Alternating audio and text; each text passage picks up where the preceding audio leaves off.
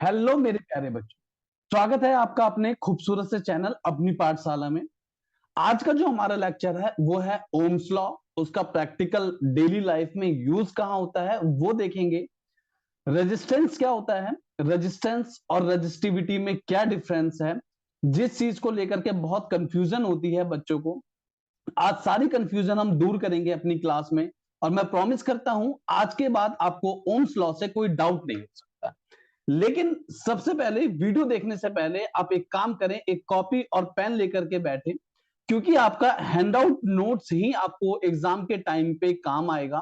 क्योंकि 100 150 50 video lecture देखना, ना ही आपके पास उतना टाइम होगा और ना ही आप इतना ज्यादा टाइम वेस्ट कर सकते हैं इस पे। तो आज का लेक्चर हम शुरू करते हैं ओम्स लॉ का।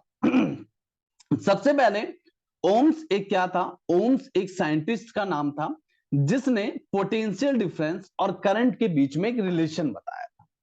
सबसे पहले पोटेंशियल डिफरेंस को देखा गया या करंट को? तो बेटा सबसे पहले तो करंट को ही देखा गया था।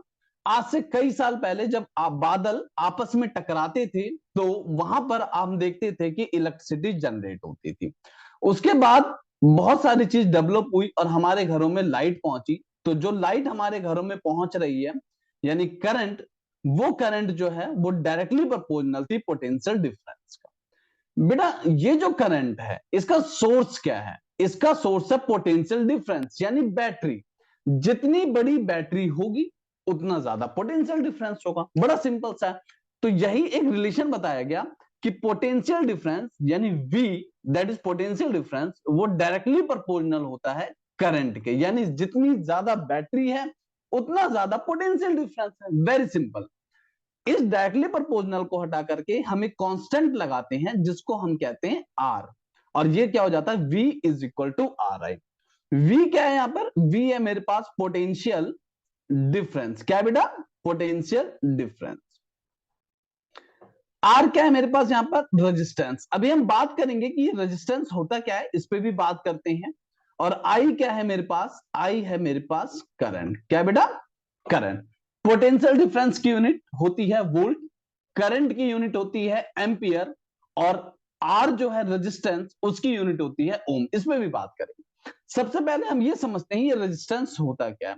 जब इलेक्ट्रॉन्स एक एंड से, बैटरी के एक एंड से दूसरे एंड की तरफ जाता है तो वो ऐसा नहीं है बड़ी आसानी से चला जाता है। जो हमारे कंडक्टर होते हैं उसमें बहुत सारे नंबर ऑफ इलेक्ट्रॉन्स होते हैं। वो इलेक्ट्रॉन्स आपस में क्या करते हैं? कॉलिजन करते हैं। तो इसी वजह से उन कॉलिजन्स की वजह से एक इलेक्ट्रॉन का एक एंड से दूसरी एंड जाना बहुत मुश्किल वाली बात हो जाती है। तो ये जो रेजिस्टेंस है यानी जो इलेक्ट्रॉन्स को फ्लो होने से रोकते हैं उसे हम क्या कहते हैं? रेजिस्टेंस। तो what is resistance? Resistance resist to flow of electron, यानी कि जो इलेक्ट्रॉन को फ्लो होने से रोकता है उसे हम क्या कहते हैं? रेजिस्टेंस कहते हैं। तो यहां पर अगर मैं आर का फॉर्मूला निकालू तो आर इज इक्वल टू क्या हो जाएगा बेटा? V अपॉन में आई। आर क्या है? रेजिस्टेंस। V क्या है? Potential difference. आई क्या है? करंट। जितनी भी टॉपिक्स हम बताते जाएंगे अब सारे अपने नोटबुक में कॉपी करते जाएंगे साथ के साथ। तो ये हो गया हमारे पास R is equal to V upon में आई। रेजिस्टेंस की ऐसा यूनिट क्या है? हम कहते हैं 5 ओम का रेजिस्टेंस ले आओ, 6 ओम का रेजिस्टर ले आओ। तो यानी कि रेजिस्टेंस को मेजरमेंट करने के लिए हम जिसका यूज करते हैं उसे हम क्या कहते हैं? ओम। तो ऐसा यूनिट ऑफ रेजिस्टेंस इज ओम। क्या बेटा? ओम। कभी आप ऐसी खुली जगहों पे जाते होगे, आप देखते हो कि वायर बहुत ऊपर लगी हुई रहती है और वहां पर गुन सी आवाज आती है। कभी आपने सुना है?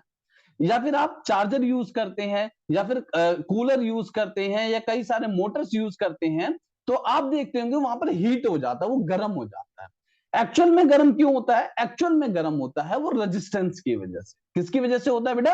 रेजिस्टेंस की वजह से। तो व्हाट इज रेजिस्टेंस? कोई भी ऐसा जो इलेक्ट्रॉन्स को फ्लो होने से रोक देता है उसे हम क्या कहते हैं? रेजिस्टेंस कहते हैं।